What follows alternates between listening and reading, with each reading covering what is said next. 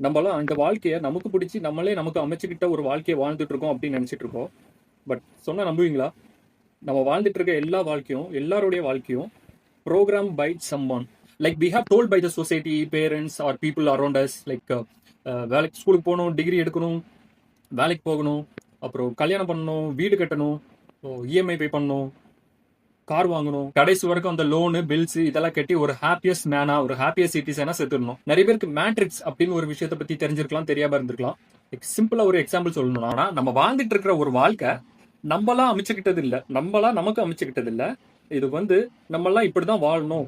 Like இந்த மாதிரி loan எடுக்கணும், இந்த மாதிரி ஸ்கூல் படிக்கணும், இப்படி டிகிரி வாங்கணும், வேலைக்கு போகணும், லோன் எடுக்கணும், இந்த மாதிரி பணம் சம்பாதிக்கணும், அப்படிதான் ஒரு வாழ்க்கையை நம்ம வாழணும் அப்படிங்கிறத லைக் வி கேன் டெல். பெரிய பெரிய பணக்காரங்க, இந்த சோஷியல் மீடியாஸ் ஓனர்ஸ், அப்புறம் இந்த அரசியல்வாதிங்க, இவங்க எல்லாம் சேர்ந்து நம்ம இந்த வாழ்க்கை இப்படிதான் வாழணும் அப்படின்னு நமக்கே தெரியாம நம்ம இந்த மாதிரி ஒரு வாழ்க்கை தான் வாழணும் அப்படின்னு நமக்கே தெரியாம ப்ரோக்ராம் பண்ணி ஒரு வச்ச வாழ்க்கையை தான் நம்ம வாழ்ந்துட்டு இருக்கோம். So the government want us to work and keep pay the taxes even though the cost of living is keep going up and living standard is keep going down. எங்க பார்த்தாலும் கிரைம், பசி, பட்னி, படிச்சவனுக்கு வேலை இல்ல, எக்ஸெட்ரா எக்ஸெட்ரா.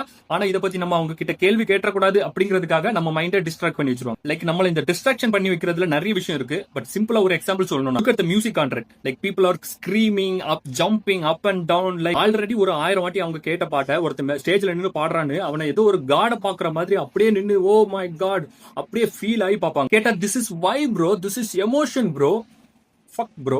இன்னும் இத மாதிரி நிறைய விஷயம். ஆக்டரோட படம் ரிலீஸ் ஆகுதுன்னா இவன் சண்டை போட்டு டிக்கெட் வாங்கிட்டு இருப்பான். ரெண்டு டீமுக்கு கிரிக்கெட் மேட்ச் நடக்குதுன்னா இவன் அதை பார்த்து சண்டை போட்டுட்டு அதை பார்த்து ஆர்கியூ பண்ணிட்டு. ஆனா சண்டை போடுறவனுக்கு இஎம்ஐ இருக்கும், லோன் இருக்கும், பில் இருக்கும். ஆனா உண்மையா சொல்லணும்னா இது நம்ம தப்பே கிடையாது. நமக்கு சொல்லி வளர்த்ததே நம்ம இந்த மாதிரி தான். நம்ம ஸ்கூல்ல, நம்ம காலேஜ்ல, நம்ம சுத்தி இருக்கவங்க எல்லாரும் இந்த மாதிரி தான் பண்றாங்க. இதை தான் நம்மளும் பண்றோம். ஆனா இதுல ஒரு சேடான ரியாலிட்டி என்னன்னா, நிறைய பேருக்கு இந்த மேட்ரிக்ஸ் இந்த மாதிரி ப்ரோக்ராம் லைஃப்ல மாட்டிக்கிட்டு இருக்கோம் அப்படின்னு சொன்னா அப்படின்னா என்னன்னே புரியாது.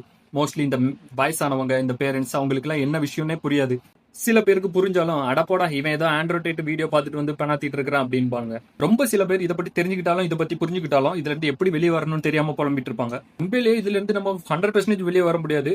But you can be aware of